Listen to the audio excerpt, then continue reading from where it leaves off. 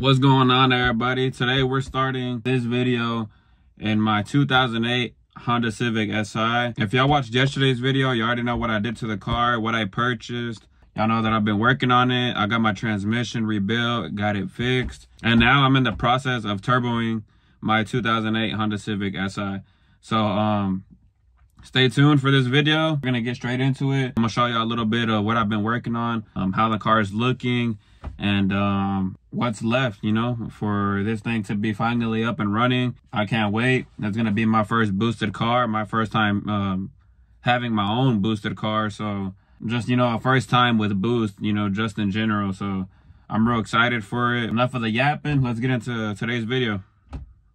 Since we're inside the car already, that's where I wanted to start. Don't mind this cardboard right there. I have it because it was raining, and in the front of my hood, I took all those plastics out so water can seep in and get in there. So that's the purpose of that cardboard, just to not get water in there on the turbo, you know, on the piping or in the throttle body.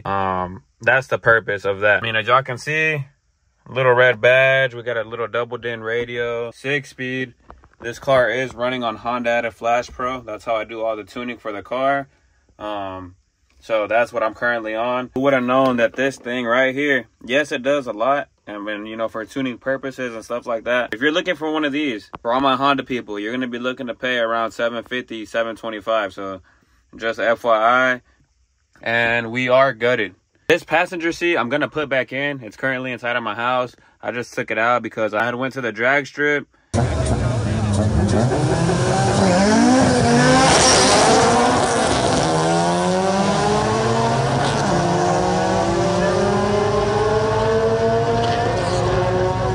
I raced the car one last time, it being on motor, trying to beat my personal best, which I did not do. But that's why my passenger seat is out. If you come back here, you're gonna see nothing but tools, no back seat. I still got all my speakers in the car, no back seat, nothing in the trunk, and as y'all see, nothing but freaking parts and tools. Let me go back there so that way I can show you my fuel module right there and get into that. All right, guys, now that we're in the back, like I said, all of these plastics are out, the seats are out, everything in the trunk is out right there. Those are my Skunk 2 headers that were currently on the car, so those are out, of course. The coder intake that I did have on the car, that's out, of course. And this right here, the fuel module. So for those wanting to know, I am going to be running a Walboro 450. That's what I'm going to be running. You do have to do some modification. For example, this clip right here, I'm going to cut this about right here where my thumb is at. We're going to cut this, and then you have to get this one as well. This black one and the blue one, you're also going to cut this clip off. You're going to cut this, these two blacks right here, the black and black. The smaller black is like, it's like some sort of ground. Those two are going to go to the black one on this one. And this blue one, you're going to connect it to this red one. And that's how you're going to connect your fuel pump. Mine is already in there. Y'all can see it right there. The silver top piece. It's already in there. That's good to go. I'm going to flip this around. You will have to make a hole because with that fuel pump, as y'all can see right there, with that fuel pump being in there, you will not be able to get this lid back on there and get it to clip. So you do have to make a little hole, you know, just the right size for your fuel filter, that little neck that it has right there, just for it to poke out and for you to slide the fuel filter on. So you will have to do that. Another thing is, whenever you remove this lid right here, that little hole where your fuel pump sits, you're gonna have to drill that hole out a little bit in order to get that fuel pump to get in there. Because let me find my old one right here. This is my OEM fuel pump. It's way skinnier than the 450. So whenever you try to put it in there, it's not gonna go in there because the top of the 450, it's fatter. It's like super fat. So you just gotta drill it out a little bit in order to get that 450 to actually sit in there. And once you do that, I mean, you'll be good to go. It's real easy. Just drill out that hole. Just drill it out a little bit wider and then make a hole right here for the fuel filter, and you shouldn't have no problems. With that being said, this is done. As y'all can see, it's right here. Just gotta connect those wires, which I'm gonna do in another video. And just to answer this question, because I'm sure I'm gonna get it, I'm gonna be running 93. The car is still 93.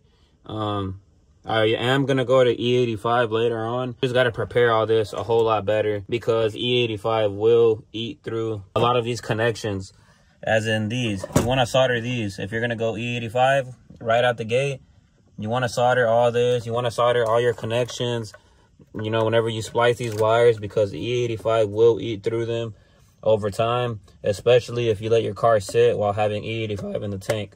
So that's another little fun fact for y'all. So y'all can get that done if y'all are considering going E85. But I'm gonna be on 93 for a while to still make power off 93. And yeah, we're just gonna send it.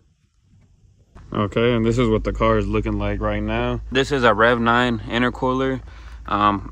The intercooler pipe kit you can get off DC5 Creations. They make them for 8th gen Civics. They will send you, as y'all can see right there, DC5 Creations. They'll send you all the pipes, all the clamps, and all the couplers. So take advantage of that, and it's not expensive at all. Right here you have it. This is a full K24 stock, unopened, stock piston, stock rods, stock everything, stock block. Here's the Rev 9 turbo manifold.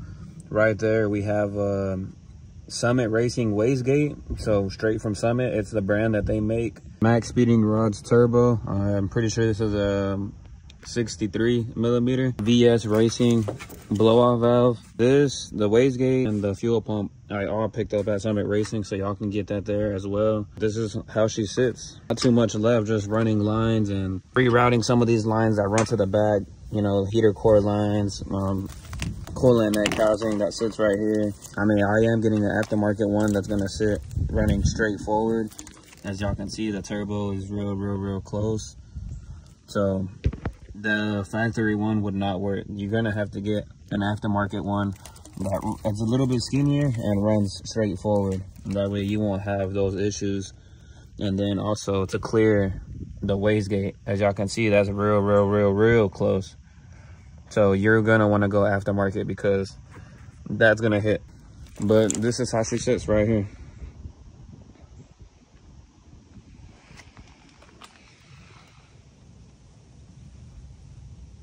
All right, everybody, so I'm back in the car. I didn't want to make this video too long. I just wanted to explain to y'all where I'm at right now, what's left with the car and stuff like that. So like I previously said in that last clip, it's not too much left, you know, just little fittings, lines, injectors, and then just bolting everything back up and literally getting a base map on the car. My goal is to have the car up and running by the end of this month. But yeah, guys, that's gonna wrap it up for today's video. Don't forget to subscribe. If y'all subscribe, hit that bell and stay tuned for more videos because I'm back and it's time to start grinding, posting these videos and getting that content out there. Sooner or later, we're about to be doing some mean pulls in this car. So I'm very ready for that, very excited for that. So y'all stay tuned.